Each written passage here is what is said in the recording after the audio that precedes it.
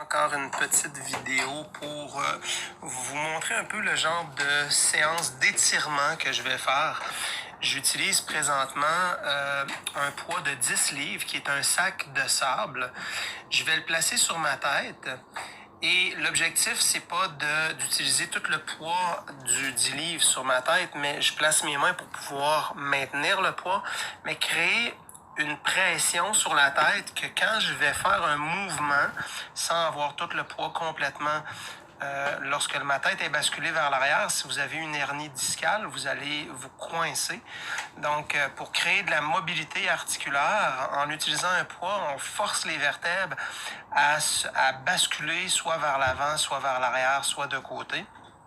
Et ce mouvement-là crée par mise en tension un déplacement vertébral. Donc, on ne le fait pas pour n'importe quelle raison. Si vous sentez que vous mettez un poids et que ça étire sans créer de pincement nerveux, c'est parfait. Vous le faites quelques fois. Si vous sentez que ça chauffe ou que ça brûle, vous arrêtez immédiatement. À partir du moment où est-ce que ça commence à chauffer, c'est parce que les muscles sont surchargés, un peu comme quand on prend un poids et que lorsqu'on fait plusieurs mouvements, le muscle vient brûlant, ça crée de la fatigue musculaire. L'objectif, vous voyez le sac, si je le place d'une autre façon, la dynamique va être différente. Au lieu d'avoir le poids qui pousse avec la gravité, je vais avoir le poids qui va être vers l'arrière, qui va plutôt avoir une tension vers l'arrière avec la gravité. Si je le place sur le dessus, ça augmente l'effet de tension. La variante est quand même différente et l'objectif va être plus doux avec le poids de cette façon-là présentement derrière. Donc, j'essaie de garder toujours le rouleau en position au niveau des omoplates. Je fais quelques mouvements pour détendre par pression avec le roller foam. Je vais positionner ma tête pour m'assurer de ne pas avoir de douleur. Il faut réellement sentir que c'est la musculature qui travaille. On ne veut pas avoir de douleur articulaire, une douleur qui est comme un peu de l'arthrite ou de l'arthrose. Si c'est le cas, c'est pas bon. Donc, c'est à vous de vous ajuster. Vous pouvez le faire puis garder les positions un peu plus longtemps, mais juste le fait de faire la séquence comme je le fais présentement, c'est assez pour aller rechercher de la souplesse au niveau du cou et des omoplates.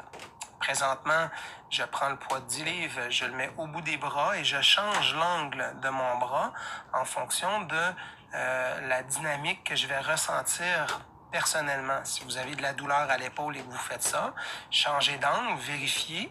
Le but, c'est pas de travailler musculaire, mais bien d'aller faire un étirement. Par la contraction d'un muscle, le fait d'utiliser un poids, on va avoir un effet d'étirement. Donc, pour étirer, lorsqu'on contracte un muscle, on fait un étirement. C'est pour ça que j'utilise des charges. Je ne veux pas avoir des charges lourdes, je veux juste avoir une charge assez forte pour sentir que la charge me retient et me permet de garder un effet d'étirement. Le fait de tenir le poids présentement comme ça et de bouger la tête, je vais avoir une ouverture au niveau vertébral qui va me permettre par le mouvement de créer de l'espace et de faire dégager par mise en tension, permettre de faire un relâchement des muscles par mise en tension. Je le fais de chaque côté. Le fait de soulever le poids, mon objectif, je dois réellement utiliser mon bras. Si je compense avec tout le reste du corps, la charge est trop forte. Vous pouvez diminuer, prendre 1,5 livre ou 2,5 livres. C'est à vous de vous ajuster. C'est pas dans un objectif de force musculaire, mais bien dans un objectif d'étirement. Faites-le dans le but de relâcher les tissus et non de les mettre en tension. Par contre, on garde en tête que pour étirer les tissus, on doit les mettre en tension.